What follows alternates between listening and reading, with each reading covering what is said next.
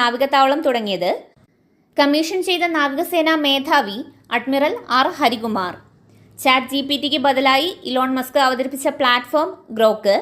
ആദ്യമായി മനുഷ്യന്റെ തലച്ചോറിൽ ചിപ്പ് ഘടിപ്പിച്ച ഇലോൺ മസ്കിന്റെ കമ്പനി ന്യൂറാലിങ്ക്. ട്രാൻസ്ജെൻഡർ വിഭാഗക്കാർക്ക് സൗജന്യ ബസ് യാത്ര അനുവദിച്ചത് ഡൽഹിയിലാണ്.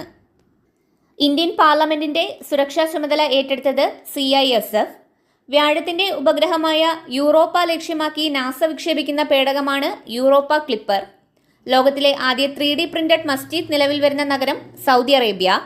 2024 പാരീസ് ഒളിമ്പിക്സിൽ പതാകയേന്തുന്ന ഇന്ത്യൻ കായിക താരം അജന്ത ശരത് കമൽ.